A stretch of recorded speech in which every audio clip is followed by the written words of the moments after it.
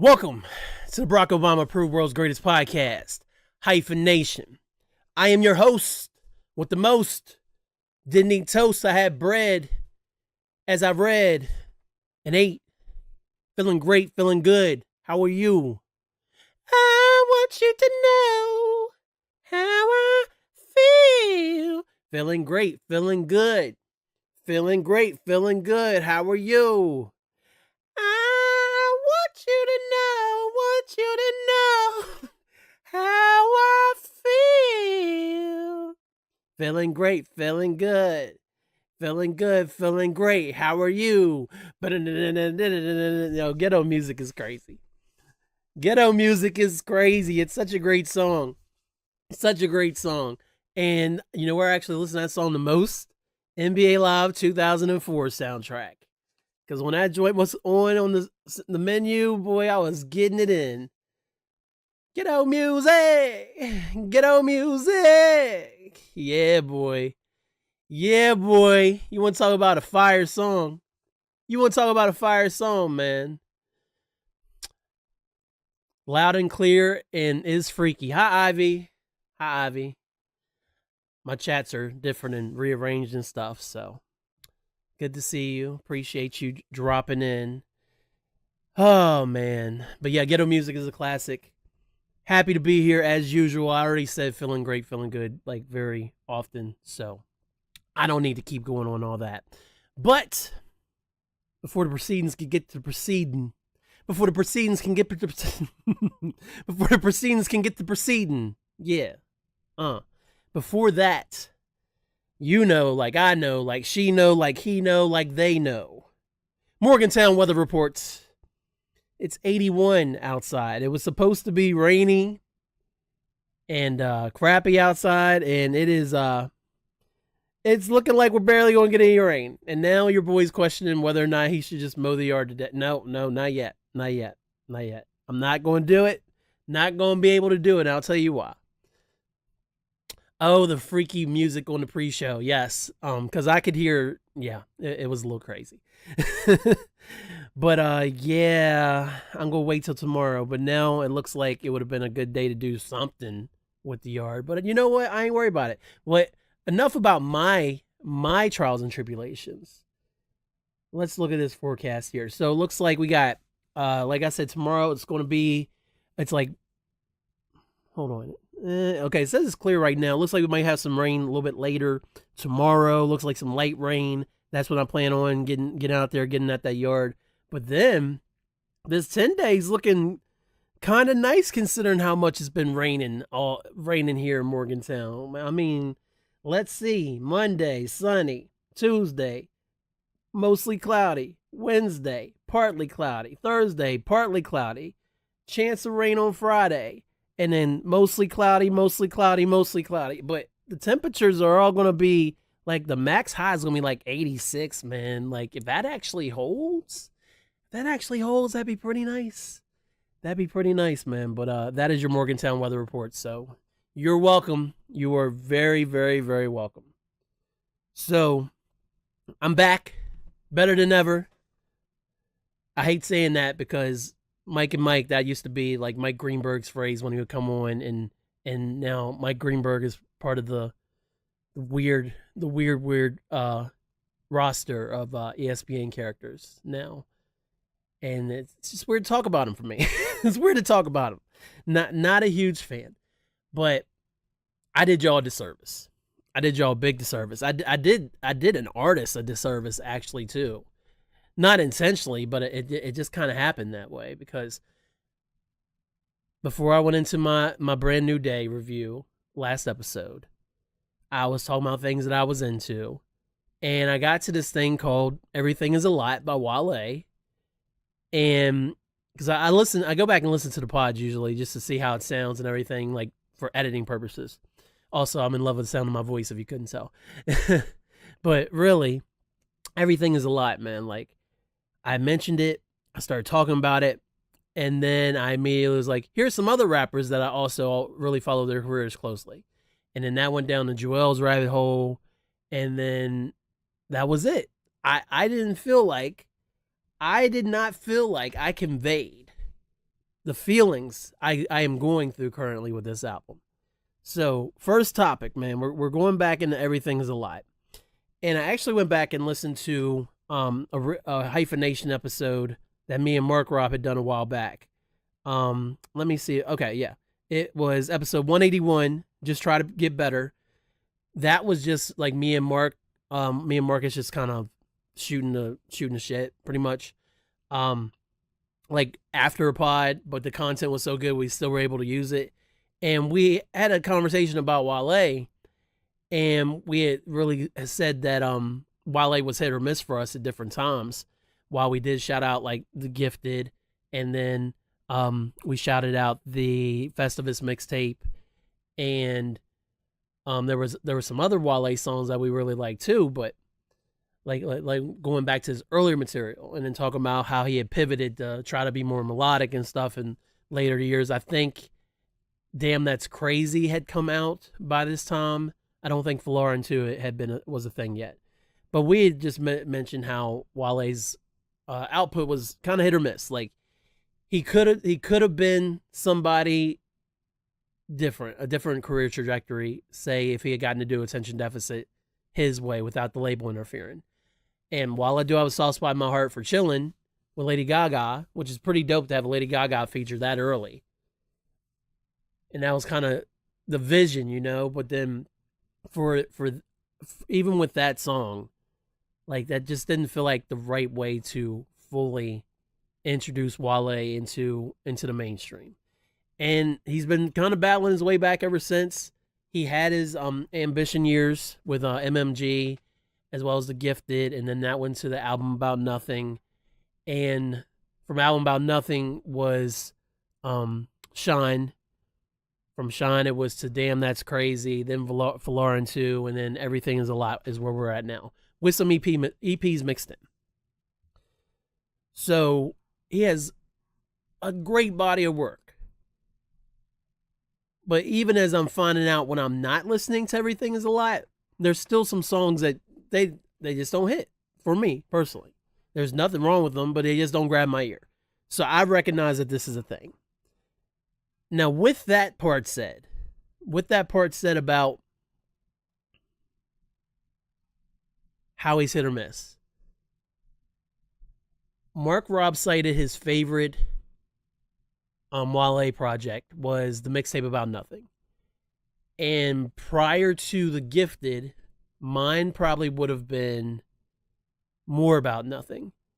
Because y'all know I love Underdog Story, right? So having been coming off of Attention Deficit and that album not selling well, it being considered a flop, coming off of that, I think he lost his deal. I think he did lose his deal, or he may have just, I can't remember for sure. And like for a while you didn't hear anything, because it's like, yeah, I'm pretty sure they did drop him, because it's like, oh, Wale got dropped, you know? And it was real quiet there for a while. But then that's when More About Nothing happened. And More About Nothing really put on the show 2010. That makes more sense. All right. Yeah, so it was 2010 when More About Nothing came out. And that was one of the, like, I'm not going to go off on a tangent, but Wiz Khalifa, that was one of the first times I heard Wiz. And I was like, yo, I'm kind of into his flow on this. Because I was only going off of Say Yeah era Wiz and then his Pittsburgh stuff, because I'm an hour away from Pittsburgh. I did not realize that he had found his pocket. And I wouldn't realize that for a little while later. It took me a little while longer to realize he was actually in his pocket. But with that said, that project, it really showed the entire, I feel like it really was like a warning shot for real. No pew pew. It was a warning shot just to let everybody know, like, hey man, I'm not dead yet. And then of course from there, he ended up with Maybach Music. I have listened to some songs off of Ambition. I'm going to have to do the deep dive and listen to Ambition again, because Mark Rob and I mentioned DC or Nothing and Bait, DC or Nothing. Bait. I've recently become a fan of Legendary off that project. I used it a couple times for the intro on the pod, but of course it got flagged immediately. Spotify's like, "This isn't yours. We're going to take your podcast down." I'm like, "Will you stop? Stop playing with me, Spotify. My goodness." Nobody got time for any of that. So yeah, I do need to go back and re-listen to Ambition. I want to re-listen to Gifted again because I haven't listened to the full project in a while. I think I'm going to end up working my way through the whole discography again.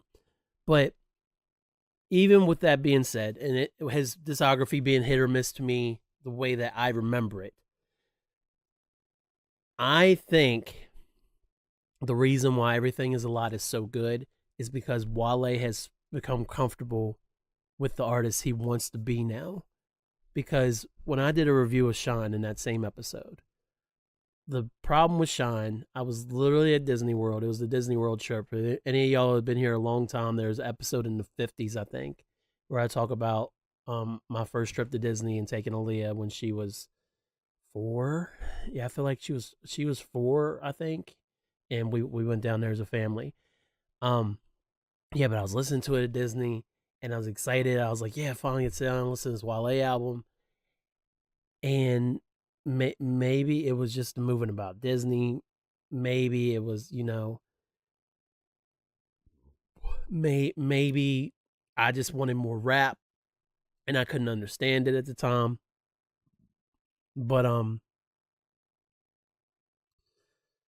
I just it just not did not grab me. I just felt like he was trying to sing the whole album, and it's like that's fine, but I mean, like, you want to try to sing, but I mean, like, it just wasn't there.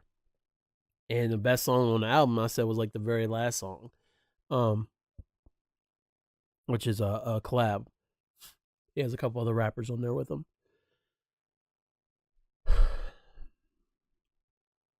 So from there, because I was disappointed by that, like, I would hear Wale would drop a banger. I'd check out a project, and I'd leave with a couple songs I like, but I rarely was revisiting his stuff other than like my Wale Mount Rushmore. So Mount Rushmore prior to Everything Is a Lot would have been 88 from The Gifted. It would have been Pretty Girls from Attention Deficit. It would have been, I'm gonna go ahead and put Legendary on there because I Legendary really took a leap for me. And then my last Wale song, I want to go early. Oh, I cannot think of the name of this song. It's on More About Nothing. Hold on one second. There's a song on More About Nothing that was my joint, and I know that thing still holds up. All right, let's see. Um,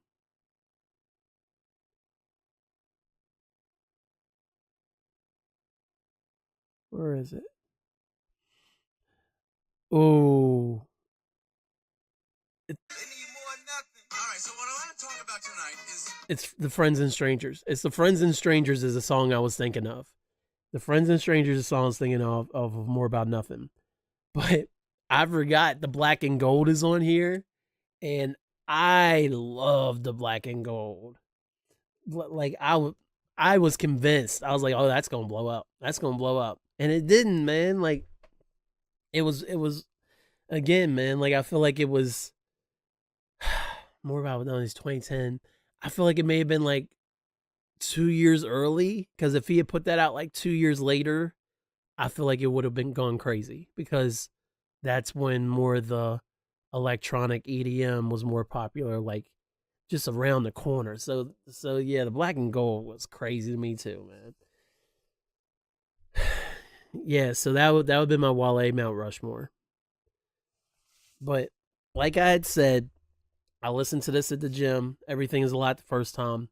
Listened to the whole album. May have finished it up in the car. Liked a lot of songs on it. I was like, oh, this is good. Um, oh, this is good. No, for real. I was like, oh, this is pretty good. This is a good album. And mind you, I'm in the middle of my J. Cole phase, so everything is the fall off. That's everything I've been playing is the fall off, and I took a break to listen to the Wale. So I was like, yeah, that's pretty cool. And I just kind of left it at that. I was like, yeah, it was a good album, you know. I would have recognized at that time that I thought it was better than his previous couple. That I liked him more than the previous couple. But I just left it right there. I had was listening to Joe and Jada in the episode where Wale was on there, and I had been purposely. I do this thing kind of like where I don't watch movie trailers anymore, thanks to Kat and Marcus. I try not to listen to lead singles anymore because in my history, well, here I'm sure I've told this story before. I'll go ahead and tell you now. When Love Lockdown came out in 2008, and everybody's like, "What the hell is this, Kanye? Like, why are we? What is this?" And like, this is the first version. And everybody's like, "This is so weird. This is not good." Like, people didn't want to say it wasn't good. That's how divisive it was. That people didn't want to say it wasn't good. So even even with it being divisive, it was like, how do you say a Kanye West song is bad in 2008? It's just really hard for you to do. Even though we were okay with saying Drunken Hot Girls was a bad song in 2007. That's 2 references in a row with Drunken Hot Girls. But then he put out like the second version, and it didn't sound that much different than the first, but I guess there was some improvements. And then we got closer to the album, and finally the leak came out, and I feel like it was definitely cold weather. I feel like Kanye came out in early November of 2008. It could have been late November 2008, but I felt like it was cold enough to be November. It could have been late October. And I was walking from our house to go downtown to catch the bus to go to work at the shoe department. And I popped in 808s and Heartbreaks. What was in my iPod? I started playing 808s and Heartbreaks. And here I am talking about 808s and Heartbreaks. And then I listened to the whole album, was floored. Heard the best version of the final version of Love Lockdown. And I felt like it took me out of the album because I'd already heard it. Like, it took me out, like, completely out of the journey of the album. And so that's how I kind of piece music together, is I like to hear the project as a whole versus hearing singles and everything like that. Like, even with Ariana's recent album, I avoided the single "I Hate That I Made You Love Me" as much as I could. I pretty much heard it, but I did not like try to directly listen to it. So I just try to not spoil the album, so to speak. So I say all that to say, was not trying to hear any of the Wale album before listening to it as a whole, but they played Belly on the album. And I was like, oh man, or on the podcast. I'm sorry. They played Belly on the podcast. I was like, oh man, this joint's crazy. He's got that Soul to Soul sample. Oh, it's so good. I was super pumped, right? And finally, that when I got to listen to it, I had completely forgotten about Belly being that song. And I listened to it at the gym. Like I said, I was just on the treadmill, you know, like, or on the elliptical, like I do, like I need to go do after this. And yeah, I thought it was cool. So like I said, I was listening to J. Cole, listening to Drake, and I just kept seeing little things online about Wale's album's great. Wale's album's great. I want to say it was low key, actually. Low key of You Heard That New fame, and then he's on Apple and various other places. He had that podcast with Kaz for a while as well. But yeah, I just kept seeing how that everything about nothing, everything is a lot is so good. Everything is a lot is so good. And I was like, I remember liking it. And I was like, I just gotta make a point to go back and listen to it. I can go back and listen to it. And then somewhere in there, I think I had Where to Start popped up from my likes, just randomly. And I was like, damn, this song go hard. Like, I was like, And I'm pretty sure I tweeted something to the effect. What I'd said is Where to Start should be the song of the summer. Why isn't radio playing this more? Like, it was nowhere on the charts, nowhere to be found. Still befuddles me, because it is one of the best rap songs to come out in recent memory for me. Like, he rocks that song all the way through, man. Like, he's shout out to MJ, man. He's moonwalking on it, man. Like, That beat was made for Wale, and he delivered. He delivered so hard. Pause, pause, pause, pause, pause. um, yeah, so I fell in love with that song, and I got in the habit of playing it multiple times, like I do when I'm into a song. And then July 31st, I did find where I tweeted that just re-listen to Everything Is a Lot, and I called it a masterpiece or something. Thank you, Wale, something like that. And the album starts with Conundrum, and it's got a vocal sample. It's talking to the Rockefeller fan in me. Real, it's talking a lot with the sped up soul samples, and then Lauren just unleashes this train of thought verse that reminds me of peak Joe Budden mood music era when he was just spilling his heart on the page, man. And like Wale's still guarded, but the stuff that he does let out, like it hits. Like the verse is just so good, so good. And you know how long it is? 2 minutes. 2 minutes.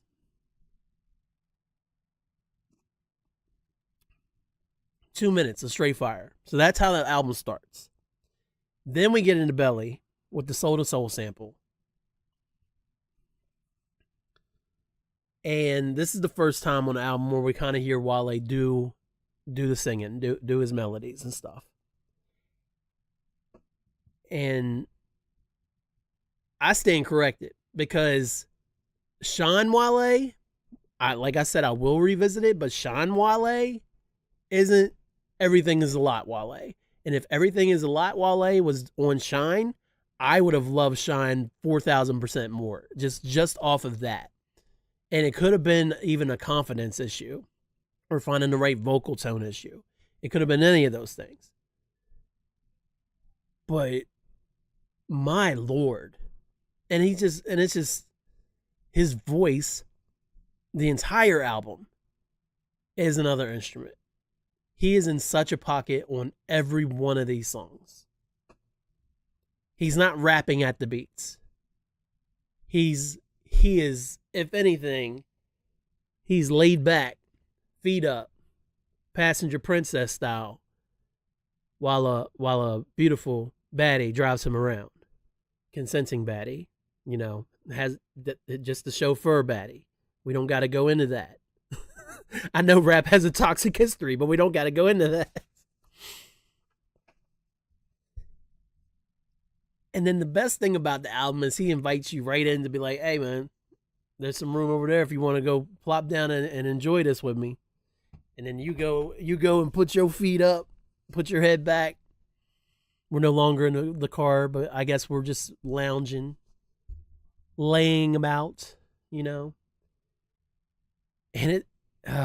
it's just belly of the bee. Everything from track 1 until we get to Lonely, which is track 18.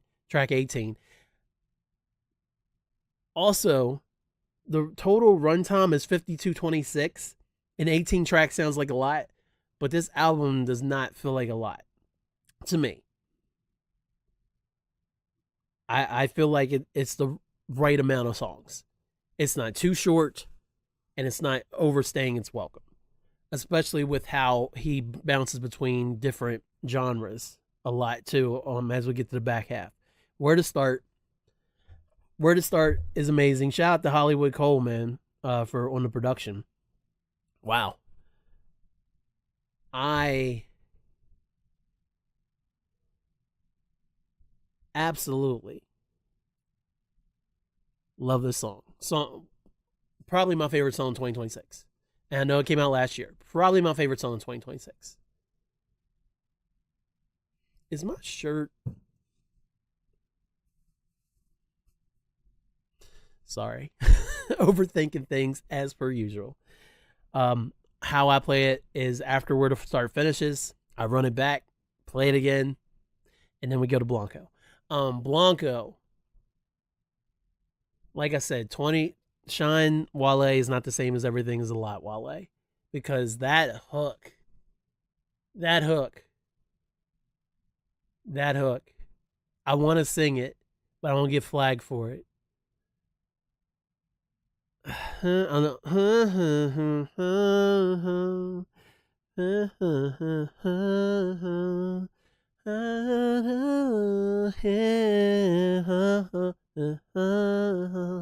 Oh my god. I'm sorry. It's so good. It's so good. Just it's like come here. Come here and just relax. Just relax and enjoy this. This is your time. This is your time to shine. Interesting choice here. There is a separate Michael Fredo intro into the song Michael Fredo. Um, I feel like they could have stayed together and it would have been fine, and just put the intro on the actual song Michael Fredo. Michael Fredo gives me Ross vibes a little bit. But aside from that, I don't feel like he's biting at all. I feel like Wale killed it. This is probably the most straight rap bars that we get of him just letting it out for 2 verses. So yeah, Michael Fredo is crazy. Power and Problems, though. Can we talk about Power and Problems? Because as good as I said Blanco was, Power and Problems, though, my lord, my lord, my power, I never need no one. My problem, I never need no one. My trauma, I'll never be comfortable. Except he has the best singing tone throughout this, even the verses. And one thing I noticed, like he doesn't stack a lot of the vocals. Like it's just raw singular vocals most of the time from him, other than ad libs or maybe some effects on his voice. But this came through so clear and so strongly, and it hits every single time. Because as someone who likes to have a lot of solo time, just because that's what I need to keep my brain functioning at a high level. Essentially, I love my people, but sometimes I just need to be right here in this seat, and it's like just leave me be for a little bit. Just let me have this. I need this, right? So I I can completely relate to that. Um, and it's so good all the way through. And then what I was doing from there is usually I was starting it over and going back to Conundrum. I did that for like a week or so, where I was just running just those first 7 songs and then going back. And then slowly but surely I was letting Mirror on a Benz through. Great song for 222. A lot of these songs, you don't feel like you get enough. He gives you a lot, but then it's like he doesn't overstay, but he also leaves early. If that makes sense on a lot of these tracks. If that makes sense. Okay. Watching Us, Leon Thomas. Leon Thomas is a monster. He is a monster. And of course, Watching Us has that great sample in it. From that song Closer. Guapale. Yeah, from her song. Golly. Well, I'm always pronouncing stuff wrong on the pod, man. I always it's like, what's the hardest thing that Kellen has to say today? And then we just go for it. I love it. Love it so much. Watching Us is a beast. YSF, that is one of the Afrobeat albums or songs on the album. I love the breakup of that. Tomorrow Today. Shout out to Kel P, man. Shout out to Kel P, a Nigerian record producer. Another great vocal and hook from Wale. I don't want to call you this late. I I just want to see tomorrow today. Like, come on, come on, come on. Like, did going to Def Jam, is that really what we needed all these years? Did we need to get the Def Jam sooner?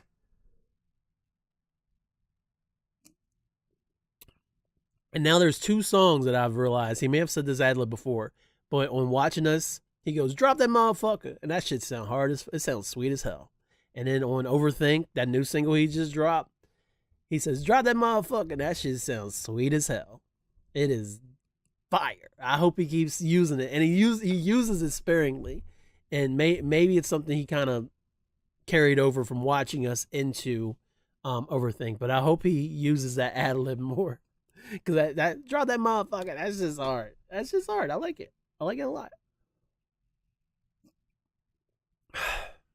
Man, we've been on Wale for a minute, but let me shout out to Overthink. I already shouted out Overthink last pod, but I actually always cue it after Conundrum. So when I listen to the full album, I start with Conundrum, Overthink, and then go to Belly and the rest of the album. Just a little suggestion if you want to be extra like me. Big Head, another Afro beat, so good, and it's got a nice little bounce to it. It's you just go around and go with the groove, man. So dope. City on Fire, this one's grown on me a lot. It features Odile. It's grown on me a lot, and this is one where it feels like it's a little short. And then the cool part is I don't know if it was an actual outtake or if they kind of just planned it, but you can hear Wale doing singing parts of the hook like from the studio before they're actually recording, and then Odile does his part, and they kind of go back and forth while it fades out. It's a real cool way to end it. City on Fire. Fly Away. It's another really solid song. Corner Bottle. That's how love goes. Like the singing and the melodies on this really work for Wale. I can't say that enough. Like is another good song. Survive is another good song. And he ends it with a Shabuzi feature.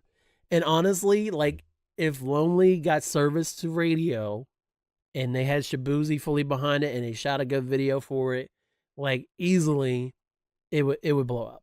I could easily see it blown up.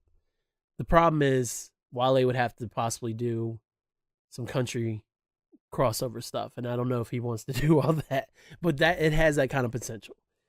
And they're just kind of sitting on that. And Shabuzi just dropped a new album, and they're just kind of sitting on that. Like, Lonely's the kind of song where it's like, it's a surprisingly nice way to end the album. But it also could be a song where if it did blow up, that he'd be expected to make more Lonelies. So I could also see why he's probably like, no, I'm not doing that. I like the song as is. We don't need to go any further than that. So Ty Dolla $ign and Nino Pater on Survive. Andrew Day is on like I'm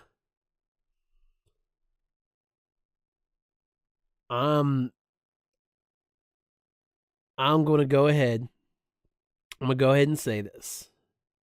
Go ahead and say this crazy thing. Oh my gosh. I want to just take one glance at The Gifted again, because this has always been my favorite project.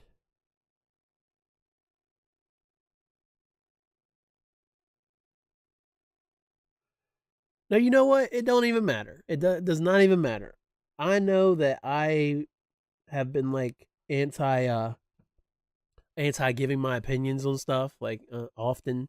I'm always like, maybe I don't need to see my. We talked about it last episode, but I don't have to have a definitive list, for sure. But if I will tier it, so if the Gifted is A tier, because I would have said Gifted was S tier only because I knew it was his favorite project of mine. I'm going to say, which is me ranking them, but I'm going to say that Gifted and Everything Is a Lot both belong in S tier. or whatever the top tier Wale is. That's where it is. I'm gonna say everything is a lot is S tier, and I'll go ahead and slide the gifted in there, even though, yeah. I like everything's a lot more than gifted. I don't see again. I'm like, I want to say my opinion. I don't want to offend anybody with my own opinion on my own podcast. Like, I'm not being controversial. I enjoy everything's a lot more than the gifted, and it's really nice to see an artist get to that point as their career progresses that they're still finding new highs. That's the whole summary. Woo! I did it. Oh man. All right, next topic, man. So I almost did it when it was occurring, but I didn't. I was like, you know what? I don't have the time. I didn't have the time really, but I had some thoughts and opinions on this next topic, man. So LeBron James finally made his decision. He decided he's going to go be a Philadelphia 76er. There was speculation he could have gone to the Warriors, to the Miami Heat. The Knicks was not actually one of the finalists, but that was also there being considered. Minnesota, San Antonio. So there was a lot of speculation about where LeBron might land. Now, I'm not going to speculate on the Miami Heat posting that LeBron James welcome thing. I'm not going to speculate on that. That he was going to Miami until they leaked it, because if he was really going to Miami, he still was going to go to Miami. Honestly, it's like, okay, so what? Somebody screwed up. I think somebody was playing around and they got caught. Is what happened, and that's why that person got let go. Because it's like, you made us look like jerks, and yeah, nobody wants to be made. No one wants to be made a fool. So it's hard to go Philly, man. And like at first I was seeing stuff about, I can't wait to see him continue in Philly. And of course, 76ers fans are losing their minds, because in a perfect world, if Joel Embiid still stays healthy, and Jaylen Brown stays healthy, and VJ Edgecombe stays healthy, and Tyrese Maxey stays healthy, and LeBron James stays healthy, they may have their first NBA championship since 1983. So, of course, they're rejoicing. And I don't know why I expected people to be better about this. I really don't. But then the haters come. And I used to be a LeBron hater. We've discussed this in length, especially on the episode where I said that I consider him the greatest of all time. I re-listened to that episode recently, and it holds up pretty well. I want to say that was 150 something. But if you can look at the cover art, that's the one with LeBron and Jordan on it. That is the one where I talk about that, and it's in its entirety. That's the word I want to say. Yeah. So the haters start coming out. I used to be a LeBron hater. In Cleveland, it was, I don't know, like Cleveland LeBron didn't bother me that much, because you just kind of expected him that he would eventually break through and win a championship. The 23 kind of bothered me because he's wearing Jordan's number, but I mean, whatever. But no, I don't recall really hating him at that time. Now, I did at one point have to choose between a Carmelo throwback Nuggets jersey or a red Cavs LeBron jersey, and I was really thinking hard on it, and I ultimately went with the Melo yellow Nuggets jersey with the pickaxe and the old Denver symbol on it and everything. It's yellow and blue. That thing's fire. I still own it. So that was the biggest part of that narrative for me, really. I really, like I said, I really wasn't that upset, other than him wearing 23, but no, it wasn't the same that I felt for Kobe for years, because Kobe, I felt like, was just gunning to replace Jordan as the greatest ever. And I just like, that was his intention. I was like, stop it, Kobe. Just play the fucking game. Can you do that for me, Kobe? Not Kobe, RIP. But he did announce, and I want to say he announced it in 2009. He was planning on changing his number next season. And I don't remember if he had picked his new number yet. And then, of course, he went to Miami. And so I wasn't a fan of the big three. I wanted to see them fail, so I became a LeBron hater for sure then. Um, I was extremely happy with the result of the 2011 NBA Finals. Could have. I mean, there are some moments early on in that series that if it had gone differently, that he could have still ended up winning. LeBron, of course, had an awful series that whole way through, and then I proceeded to hate the Heat for a while, honestly, um, until the next season. So it wasn't that long, but it was until the next season, because at that point they had lost one. I was like, yeah, I'm gonna hate LeBron James till he wins the title. I'm gonna hate LeBron James till he wins the title, and then he ended up winning the title. And then from there, I was like, all right, I don't hate LeBron anymore. I begrudgingly respected him, and he went back to Cleveland, and I liked that a lot. And then I was rooting for the Cavs in 2015. Saw the greatest sports comeback in 2016. Rooting for the Cavs in 17 and 18. 18 is my favorite LeBron season. And then we get into the LA years. I was very excited that they won in 2020. And then just kind of watched his career ever since. So I've kind of felt like, as a reformed LeBron hater, that seeing as he's at the very end of his career, that most people would see him going to Philly and be like, oh, yeah, that's cool. Go to Philly and, do something different. End your career in Philly. That's fine. Like, you and the Lakers kind of weren't in anymore, and they wanted to commit to Luka, and we get it. Like, you and Luka didn't quite get there. Although I will say, if the Lakers team last year had been healthy, the way they were playing prior to Luka and Reeves getting hurt, they may have at least made, I mean, I know they made the second round anyway. They could have had a run at it. Maybe. I mean, the Spurs and the Thunder were clearly better, but I think their playoff run would have been much easier if they had all three of them clicking the way they were before Reeves and Luka got hurt. Just saying. But no, man. Y'all want to call LeBron a ring chaser. LeBron's got 4 rings. 4 rings. And he's ring chasing in Philadelphia, where everybody knows that Joel Embiid is made of straw.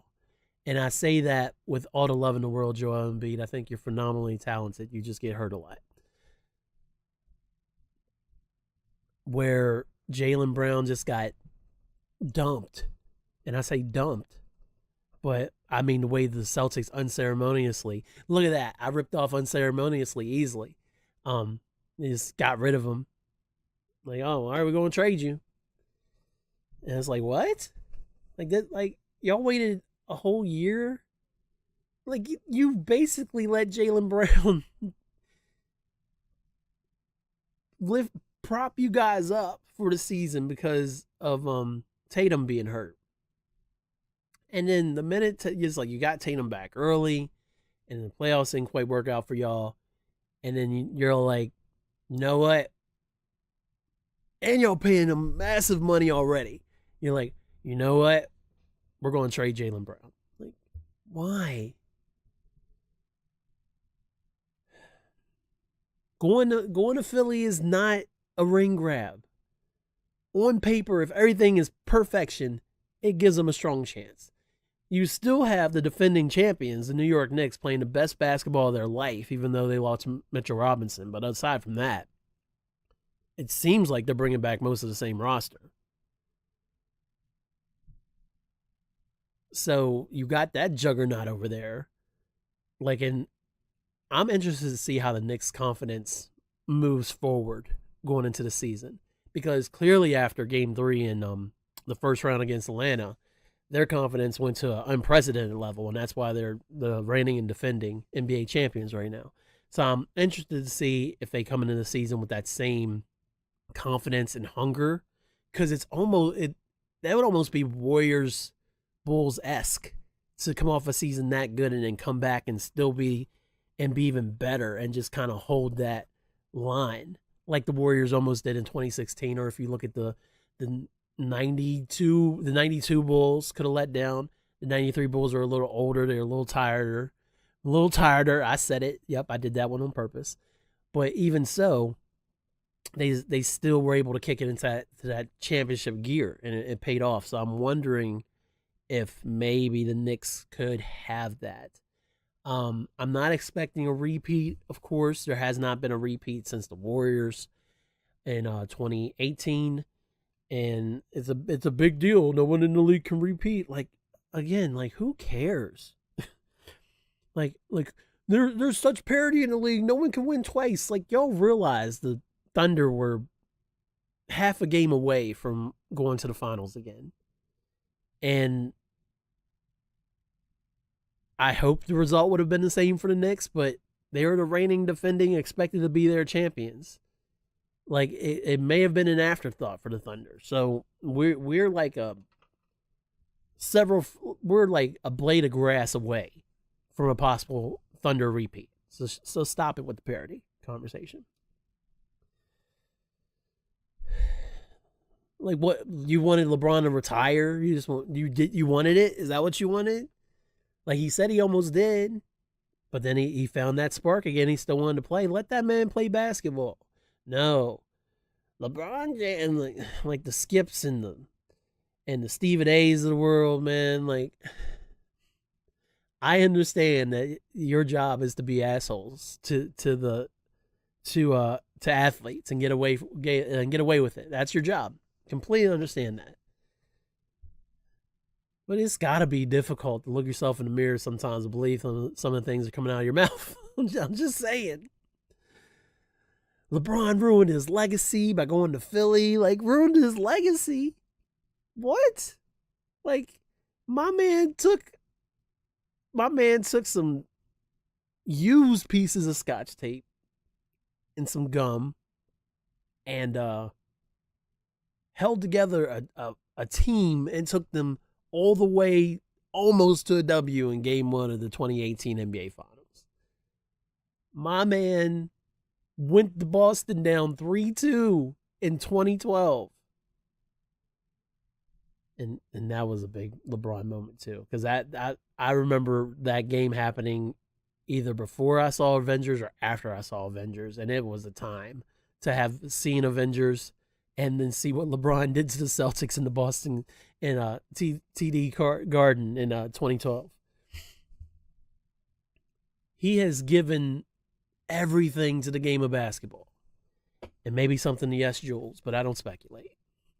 I don't speculate, and I'm not Bird Gang. I'm sorry, LeBron. Anyway, I'm sorry, LeBron. And he can't even go. He can't even go attempt to have a fun last season, just in a new locale, without everybody hating on him for it. Although I did hear if the Knicks didn't win, LeBron really wanted to go to New York, so I would have liked to have seen that just to see LeBron play in Madison Square Garden on a regular basis and then be in the orange and blue, man. That should have been kind of fire. But now we're getting Philly LeBron. So I'm looking forward to it a lot. I mean, if you're not, that's cool, I guess. But just leave that man alone. Let him finish his career. Because you know what? The same thing's going to happen to you that happens to me every time. You sit there and you spend so much time hating on somebody throughout their whole career. You can't wait for him to go away. Tom Brady's my peak example. No, I hated Tom Brady with a passion. I had hated Tom Brady since the Tuck game. I hate Tom Brady. I hated that the Patriots always won. Tom Brady got on my nerves so bad for always being so stinking consistent. Like, dang it, Tom Brady. And every time you thought Tom Brady was taking a step back, guess what? Tom Brady took like 16 steps forward and he'd smile in your face. And it's like, damn it, Tom Brady. And like, he's winning Super Bowls and he bagged two models, and yeah, like he was everything you wanted to be. Damn it, Tom Brady. Hated him all the way until he got traded to Tampa Bay. And then in Tampa Bay, when he won that ring, I was like, hell yeah, Tom Brady. And then when he ultimately ended up retiring a couple seasons later, I was like, great career, Tom Brady. And I even admitted on this pod when he won like his fifth Super Bowl, I think, that I had to bow down that he was the greatest quarterback of all time, because I would always say Montana was ahead of him until, and I think I was after the Falcons. The Falcons comeback, I think, is when I had to admit that on the pod. Yeah. I feel like it might have been. It might have been then. It could have been when they beat the Rams and won the Super Bowl. But it is documented on here. But as soon as he retired, that's when the rose-colored lenses go on, and it's like, damn, what a player. Same thing with Kobe for me.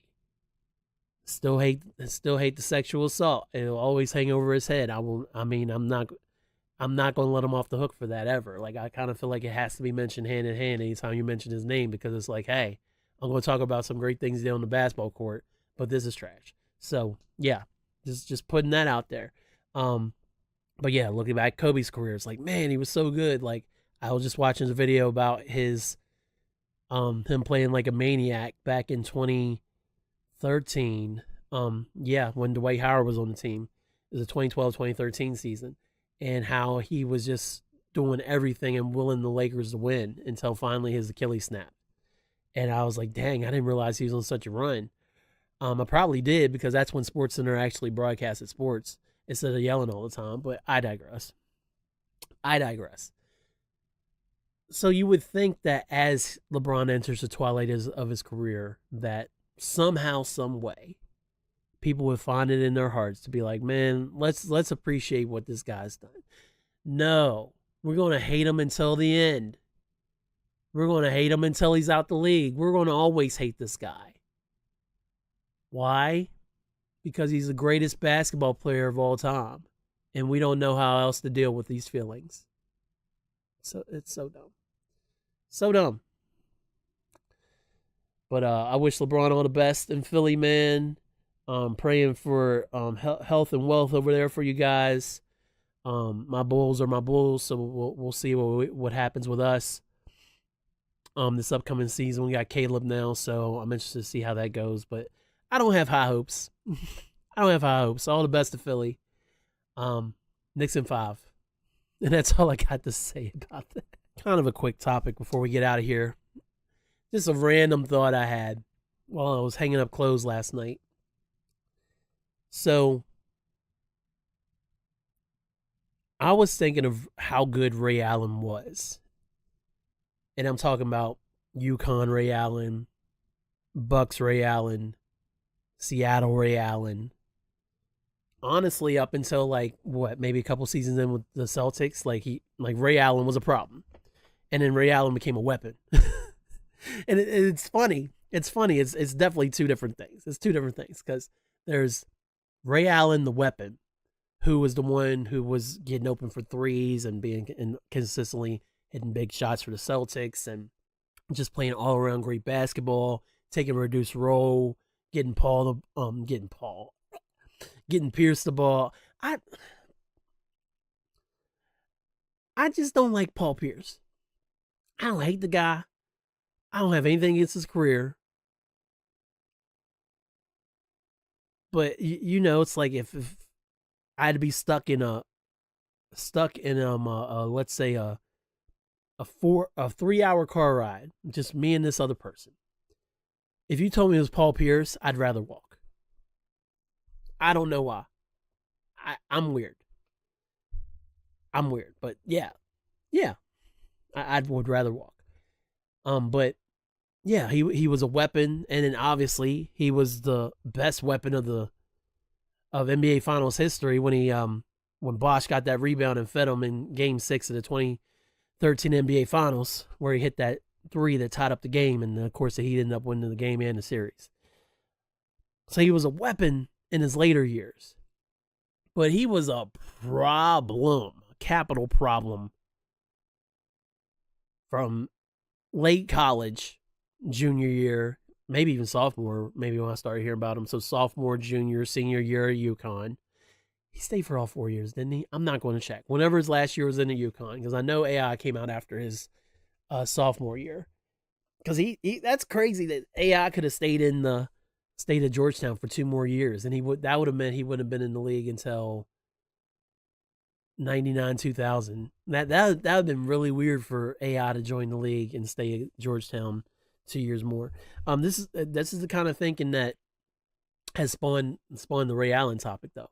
Like Ray Allen, of course, Spike Lee famously identified him and he's like, "Yo, I want to do a movie. I want you to be a star." And clearly, Ray Allen, he did what he could with the acting bits, but Jesus Shuttlesworth is a problem. Was a problem. Jesus Shuttlesworth, the character, is a problem because he only exists in the movie. Jesus Shuttlesworth was a problem, aka Ray Allen. Yes, he had the jumper, but Ray was just so smooth with it. He was lanky. He could play a little bit of D. He could stay in front of you, and he just found ways to. He was just a walking bucket, man. Like even when I think back to the Big East championship when him and AI went against each other, I was cheering for AI, but I feel like if I recall correctly, that Ray Allen's one ended up like hitting a big shot late and winning the game and stuff. And I watched that game live. I kept thinking about why, like, I wanted AI, of course, they didn't play the same position, but I wanted AI to kind of take over and like start scoring and everything like that. And he wasn't quite there yet. Plus, UConn was smothering him. Like, they were playing great defense. And Ray did not have a great game against Georgetown, but I feel like he hit the game winner. He came up big when it mattered.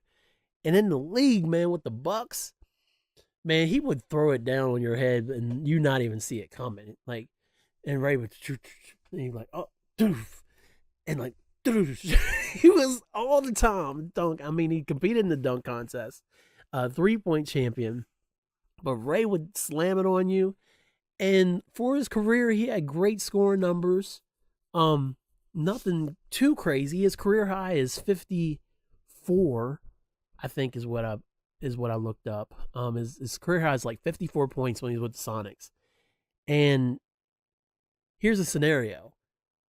Why does Ray Allen feel like a Peter Parker? And when I say that, in the sense that with his spider powers, if Peter wasn't constantly holding himself back when just like, you know, fighting normal people and stuff, if he wasn't constantly holding back his spider powers in fights, he would be killing people. He'd be killing other beings, honestly, because he's that freaking strong. He's not Hulk strong, but he's one of the strongest characters in the universe.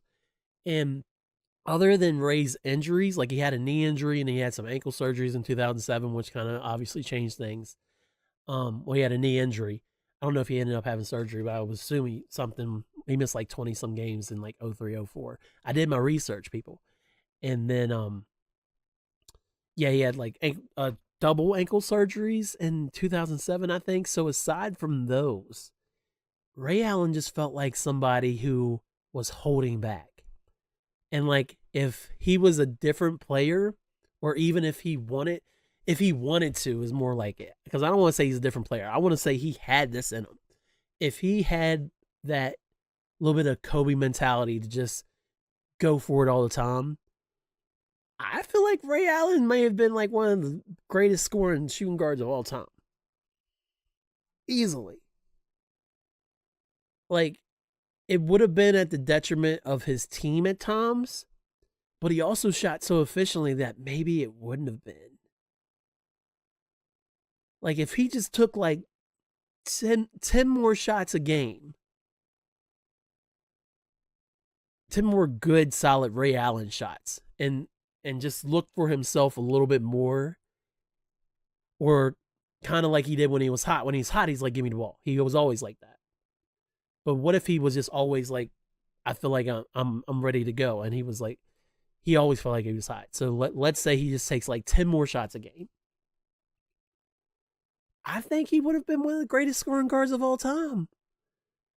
like he doesn't get mentioned a whole lot when you like talk about two guards, and of course the 82-0 thing is a big thing now. They got the website 82-0.com. You go in there and there's a couple ways to play. They've added some new game modes since I was on there, but the idea is to pick the best starting five from all these NBA rosters throughout all these decades to go 82-0. And after like a day and a half or so of playing it crazily, I finally did it like I think once or twice. Definitely once, maybe twice, and I haven't played it since. So coming from that frame of mind from the 82-0, like Ray Allen, and it could have just been the situations, man. He was in Milwaukee. He got traded to Seattle. And then, of course, he went to Boston. But, I mean, at Boston, he had a defined role to play. And then in Miami, he was a bench player. So he had a defined role to play when he was on the floor kind of deal. But if he had been in a different system or anything else, I wonder if he would have been even more deadly than he already was. He was dangerous, man.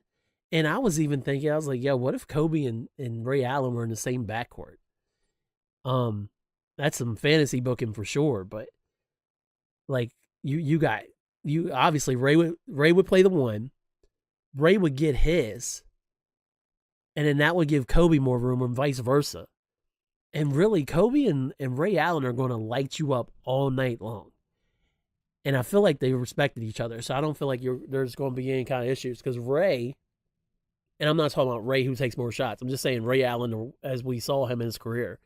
You take Ray, who is willing to do what's best for the team, and Ray's going to get his when he sees it, but he's also going to be looking for Kobe. And then we're not even going to talk about what kind of front line you could put up front. But if you just had those two in the backcourt and they're both healthy, that's the stuff of nightmares, man. Like, no, thank you. It's like, oh no, you come run in the room, your kids upset, you're like, what's wrong? And they're like, oh my God, Kobe Bryant and Ray Allen are in the same backcourt. And I'll be like, oh my God, that's so scary. Ah! I start crying too. I don't know. I definitely feel like Ray Allen was holding back. And he just always just held back because he knew it was safer that way.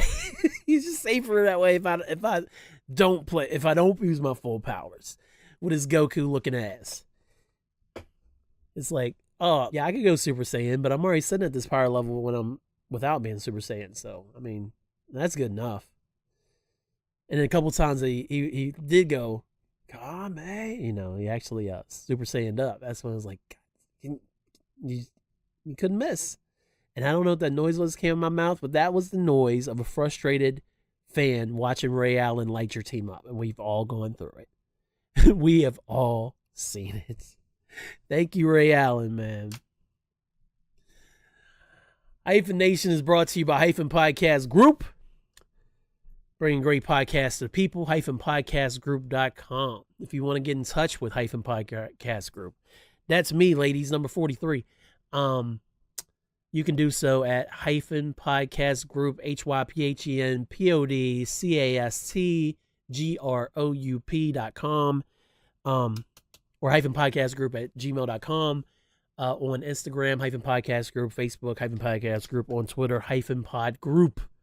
On Twitter and on Facebook actually all three social platforms. Anytime there's a podcast, an episode from any of our podcasts, it gets posted right there. So if you're following that, you'll know a new episode is dropped, and you can go to your favorite podcast listening platform to get your listening on.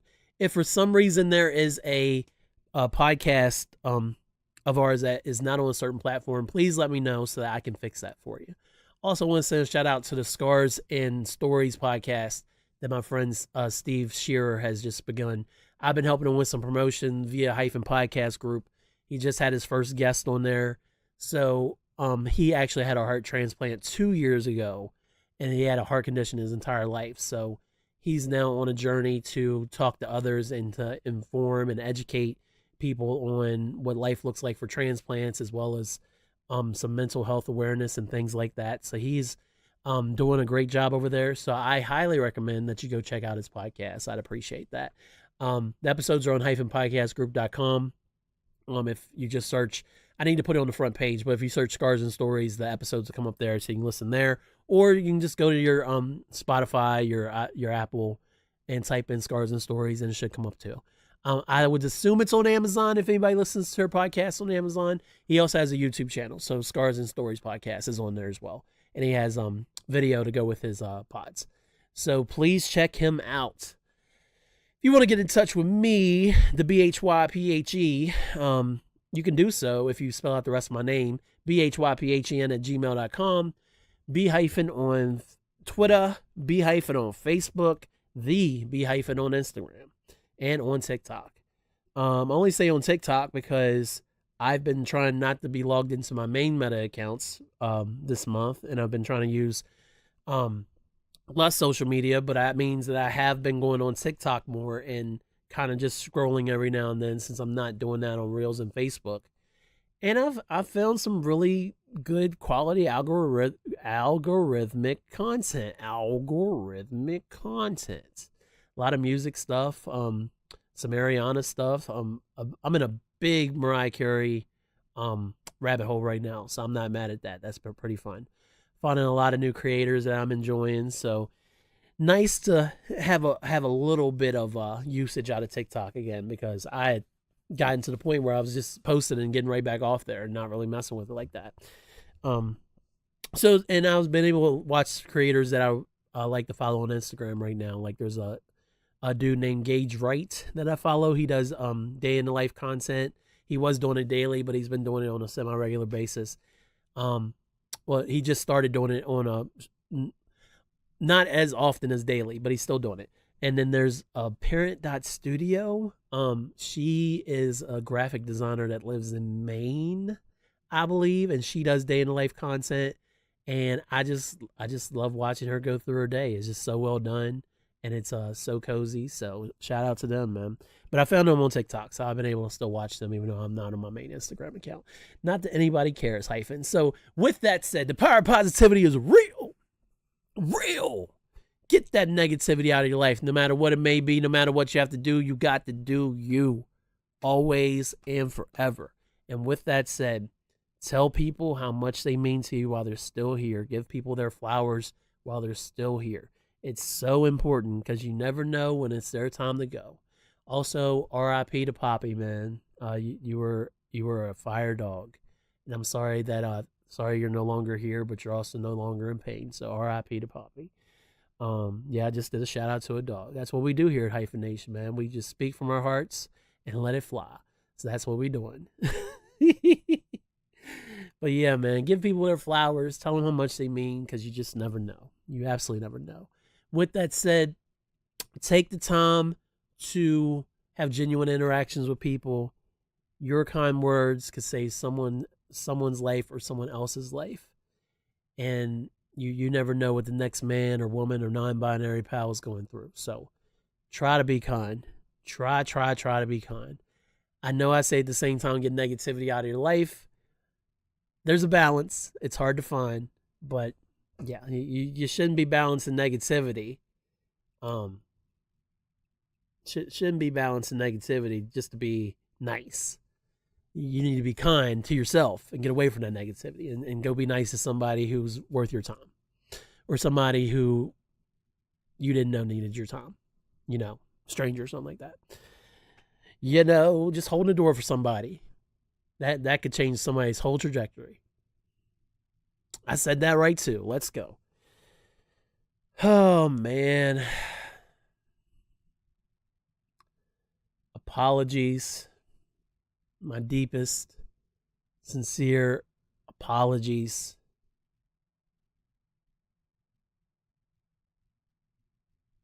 I'm trying to think of somebody. I do this bit at the end of every pod where I say that we ran out of time for somebody to be on the pod. And it's usually Paul George, because when Paul George was on Oklahoma City Thunder, he started calling himself Playoff P. Mind you, Paul George has never advanced further than the Eastern Conference Finals in his playoff career. He's not won an NBA championship, clearly, because he's never been past the conference finals. But he started calling himself Playoff P, and then not that long after, Damian Lillard buried that epic three in his face, which I talked about it length on the pod. That was in the 90s, episode 90 something. And yeah.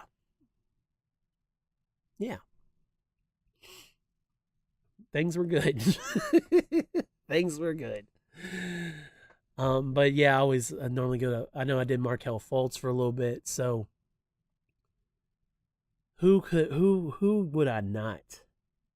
Who would I not want to? And not the obvious, like Donald. Like, I'm not gonna say him. I don't care. I don't care if I get a call 10 minutes from now saying, hey, we were watching your live feed, and the President of the United States wants to be a guest on the next episode of Hyphenation. I'm like, the President of the United States is not invited. No, thank you.